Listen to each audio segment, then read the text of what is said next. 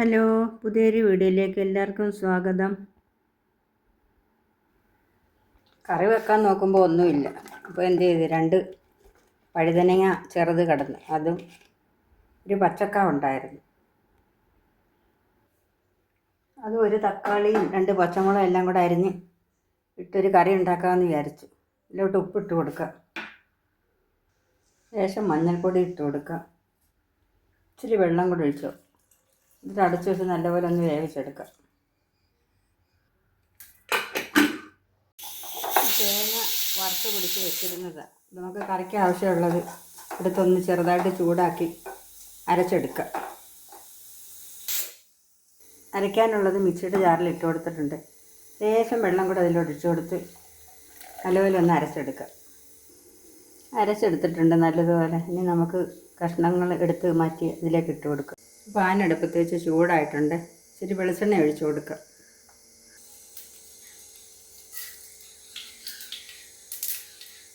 കടുകും കറിവേപ്പിലയും ഇട്ട് കൊടുക്കുക.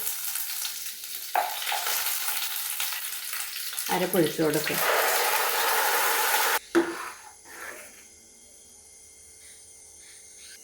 വേവിച്ച് വെച്ചിരുന്ന കഷ്ണങ്ങൾ ഇതിലേക്ക് ഇട്ട് കൊടുക്കുക.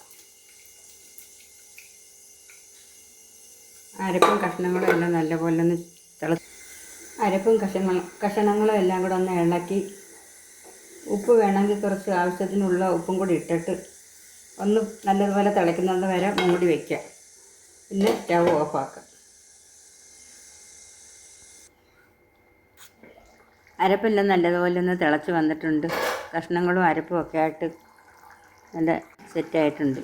നമുക്കിത് മാറ്റി വയ്ക്കാം. മീനില്ലെങ്കിൽ വളരെ ബുദ്ധിമുട്ടാണ്. മീനുണ്ടെങ്കിൽ ഒരു കറി ഉണ്ടെങ്കിലും മതി ചോറുണ്ണാൻ. ഇനി 3-4 പപ്പടം ഉണ്ട്, അതൊന്ന് വറുത്തെടുക്കാം.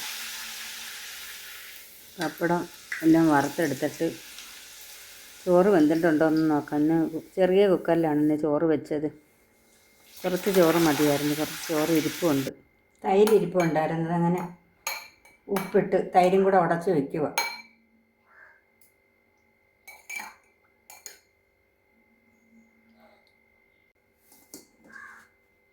ചോറ് ഊറ്റി വെച്ചേ, ഇനി അവർ മൂടി വയ്ക്കാം. ഇത് വാഴയ്ക്കായും ചെറുപയറും കൂടെ തോരൻ വെച്ചതാണ്. ഇത് വെച്ച സമയത്ത് കറണ്ട് പോയി, അപ്പോൾ അത് കാരണം വീഡിയോ എടുത്തിട്ടില്ല. ഇത് വെന്തിരിക്കുക. ഇപ്പോൾ അത് തൈരും ചോറും ചെറുപയർ കൂമ്പ് തോരനും വറുത്തരച്ച കറിയും. പപ്പടം ഞാൻ ഈ കൂട്ടത്തിൽ വെച്ചിട്ടില്ല. അപ്പം അടുത്തൊരു വീഡിയോയിൽ കാണുന്നിടം വരെ എല്ലാവർക്കും ബൈ. അടുത്തൊരു വീഡിയോയുമായിട്ട് വീണ്ടും കാണാം. എല്ലാവരും സപ്പോർട്ട് ചെയ്യണേ.